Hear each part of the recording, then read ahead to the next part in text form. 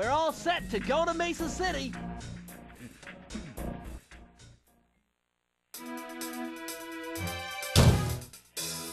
It had been a while since I'd been back in the U.S. Next up, the notorious Muggshot. Ruthless muscle of the Fiendish Five. What he lacked in brains, he definitely made up for in brawn. Turns out he wasn't always that way. He grew up as the run of the litter. A neighborhood weakling. The only friends he could turn to were usually found on the big screen. It was there that he spotted his first gangster, and he knew instantly that that's what he wanted to be. He spent the rest of his youth working real hard to get there, fueled on his dreams of great power and respect. With enough perspiration, he realized that dream. He'd become a hard-boiled, street-brawling, tough-as-nails gangster, ensuring that he'd never be picked on or pushed around again.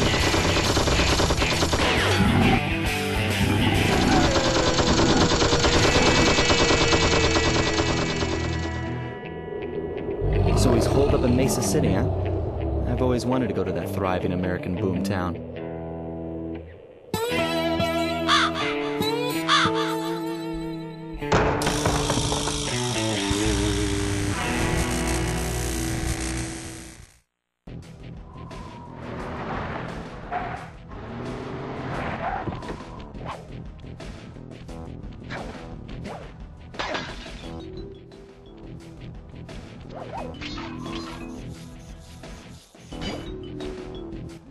Hey, Sly, I thought you said Mesa City was going to be loud and busy.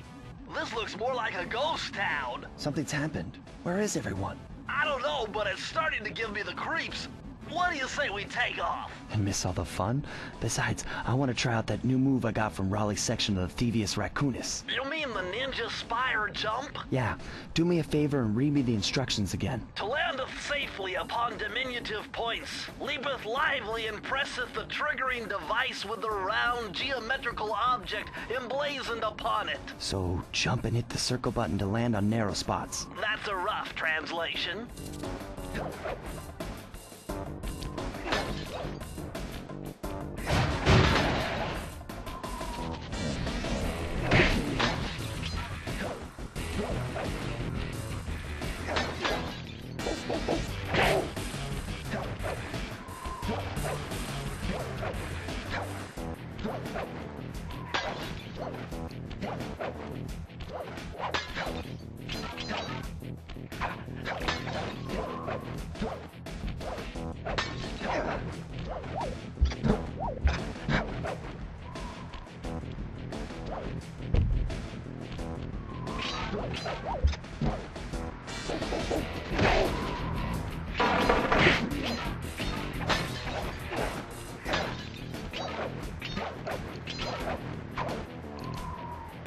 What's with those flashing lights?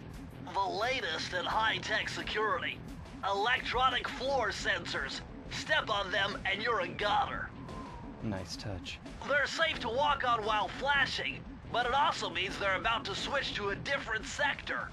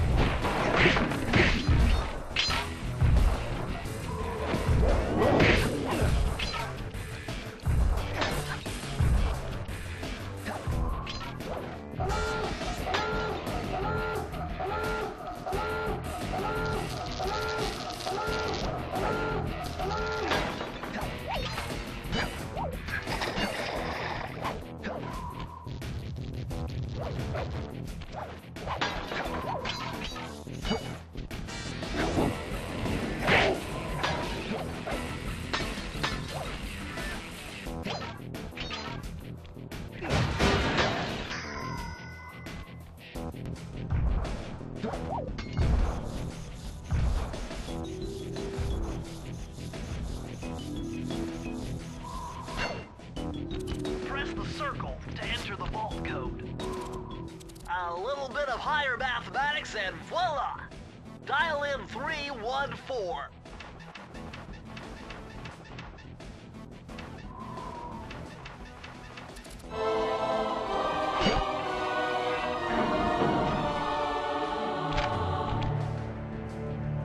Outstanding! You've uncovered Rob McCooper's patented explosive hat technique. Use the triangle button to toss your cap. Then use the triangle button again to detonate it. Better back off to a safe distance first.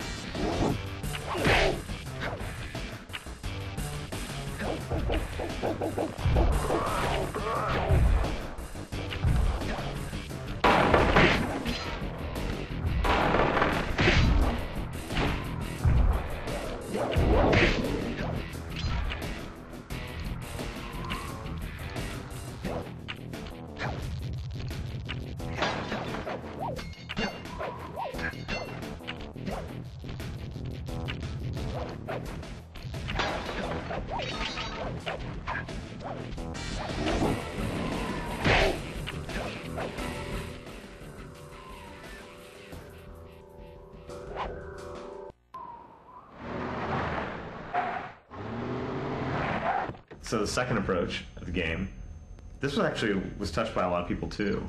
Yeah, originally it was a huge junkyard that you were navigating through. Yeah. It was really confusing for the player to know where they needed to go and what was a wall and what wasn't, because everything was equally interesting. Right. As it was just piles and piles of trash. Like some breakables, but some not, and it was really sort of dissatisfying to play. And then it sort of morphed into this Mesa thing, primarily to define space that you could and could not walk on. As the player would progress in towards Mesa City, you get more of that kind of abandoned, desolate, not so much junkyard feeling, but ghost town vibe. Definitely. As you went from no man-made structures, and then you find a shack, and then you get to like a house, and then a building, and then multiple buildings, and then this sort of subway terminal. Right. All of which are progressively denser and denser kind of urban images. So in this level you've got, the stick guy, you got the dog, the leash dog. Oh yeah, there's 4 actually that I did in this level. There's the stick guy, there's the card thrower, there's the bulldog on the leash, and there's the jailbird dog. What do you call you have kind of pet names for all the NPCs? Yeah, I have names for him, because I hate calling him stick guy and stuff. So. You don't like stick guy? I don't like stick guy. I'd rather call him Gorgeous Lou. Gorgeous Lou? Gorgeous Lou is the stick guy. The card thrower is Inkspot Jackson. Dalmatian, obviously. The bulldog I never had a name for, because I think the bulldog was actually, I didn't do the bulldog. I just helped on the animation, but I didn't design him. But And then Polly Shackles is the jailbird dog. Who has the best idol of any NPC in the game? Trying to gnaw through his chain. That's pretty good. Ball and chain. Very on theme. Very much. It's always cool when the NPC is showing you what he's going to be doing to you through his idol, so you get a sense what his weapon will be. Those are always more successful. Both those guys do it pretty well. Oh, this level features maybe the coolest security setup of them all, where you have that kind of checkerboard on the floor with the floor sensors and the sweeping lasers. And it looks like you're a goner. There's no way in the world anyone could ever get through this.